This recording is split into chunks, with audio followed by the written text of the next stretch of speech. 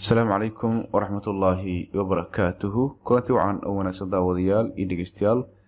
mar kale kusoo dhawaada kanaalka Noodaan oo aad kaga barateen casharka ku baxa afka Soomaaliga iyo waliba barnaamijyo la xiriira dhiirigelinta waxaan u socday maadada video editing gaar ahaan programka Camtasia 9 insha Allah casharkan waa casharkii shanaad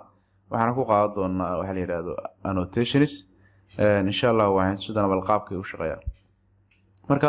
marka annotationska kala ku siido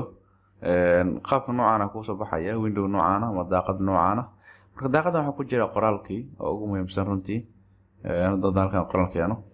soo jeedin halkaas qoraalka muuqanaya aan ku qoran Noodaan aan bedelo farta cadaan marka ma arkaysana fila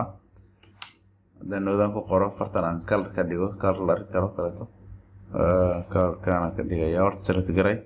marka select garaydo halkan imaaw color ka bedel okay kaas la arkay ma laftigiisa soo marka red color aan ka dhigaya marka waxaan filaynaa fahanti Noodaan marka ujeedaan filaya qaabka uu shaqeeyo textiga ku jira sidoo kale waxa ku jira falaartan ku jirta iyadana oo qoraalada iyadana isticmaali karto insha Allah inaad soo ujeedin qoraalada ku qori kartaa iyadana laba jeer riixaysa kadib qoraalka ku qor hadda Noodaan markale kadibna okay dhaho marka falaartii aad ku qori kartaa oo soo ujeedin halkaas aad ku samayn kartaa marka dan ku sidoo kale shaabkan uu leeyahay shaabku waa farabadan yahay runtii hal shaab iyo laba shaab maaha marka insha Allah wada yaqaan qaabka u isticmaali lahayd sidoo kale kan Noodaan ku qor soo jeedin halkan gamer waa badan yahay marka sidoo kale waxa jira qaybtan la yiraahdo arrows kana iyo lines ka jira falaaraha jira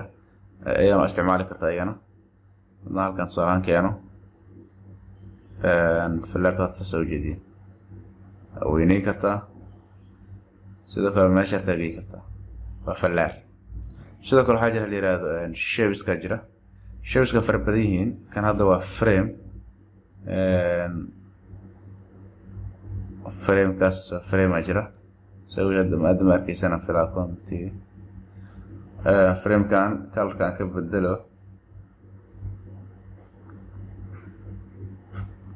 kan ka bedelo sida fahantaan qaabku shaqeeyo waa frame kaasna waa jira asna sidoo kale waxa jira another frame oo black asna waa sigii madow waa isla frame kii oo asna madow markaasna waa jira asaas faham sidoo kale waxa ku jira xidig halkan xidiga ku jirta ayadana isticmaali karto halkaas marka shay badan ku jira qaybtan kale aadno qaybta kale runtii waa qayb aad iyo aad muhiim u ah waa wada blur iyo highlight ka waa marka waxaan ka bilaabanaa qaybtan blurka blurdan halkan soo geliyo blurka nooc kala duwan kala ah runtii qaabka loo isticmaalayo ku xiran tahay iyo qofkii soo isticmaalayo hadda halkaan geeynayaa tusaalaha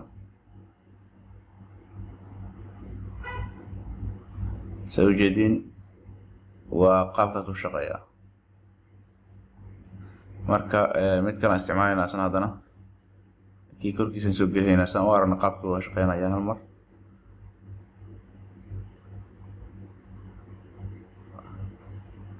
kana geeskan kala geey okay mid kan hadana isticmaalina insha Allah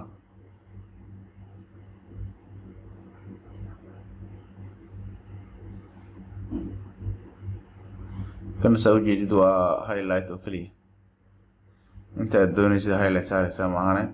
asiga dhammo isticmaalaysid marka waan filaynaa fahantay qayb gooni ah la saari kartaa oo aad u baahan tahay inaad kala la wadaagto marka waan filaynaa ka faa'iidaystay sidoo kale qaybtan kale oo jeedayna falaaraha ay leedahay runteedana useful ah oo loo isticmaalo sidoo kale calaamada saxda kaleeto waa la isticmaalaa iyadana sidoo kale geeskan sidoo kale falaartan sidoo kale circle kan waa la isticmaali karaa asna marka qaybtan kale wuxuu leeyahay